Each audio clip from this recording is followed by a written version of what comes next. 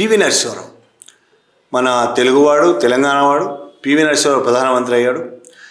PV Narasimha Rao బయటికి ఎన్ని చెప్పినా ఆయనకు ఆర్ఎస్ఎస్ భావజాలం చాలా బలంగా ఉంది.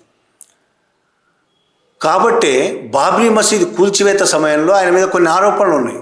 కూల్చివేతను ఆయన కళ్ళు మూసుకొని పరోక్షంగా సహకరించాడు అని. ఆయన కూల్చివేయకుండా అడ్డుకోగలిగే పొజిషన్లో ప్రధానమంత్రిగా ఉన్నాడు. కూల్చివేయకుండా అడ్డుకోగలడు, కానీ అడ్డుకోకుండా కూల్చివేతకు సహకరించాడు అనే ఆరోపణలు కూడా ఆయన మీద ఉన్నాయి. ఇట్లా చాలా ఉన్నాయి. చాలామంది ప్రధానమంత్రులు, మిగతా వాళ్ళు కూడా. కింది స్థాయి వాళ్ళైతే బీజేపీకి, ఆర్ఎస్ఎస్కు భావజాలాన్ని అంగీకరించే వాళ్ళంటే నిజంగా భారతదేశంలో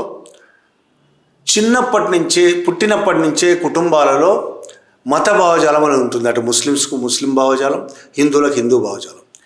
ఇది పీక్ లెవెల్కి వెళ్ళి అవతలి మతాలను ద్వేషించడం అనే స్థాయికి తీసుకెళ్ళారు ఆర్ఎస్ఎస్. ముస్లింలో తీవ్రవాదులు కూడా ఆ స్థాయికి తీసుకెళ్లారు.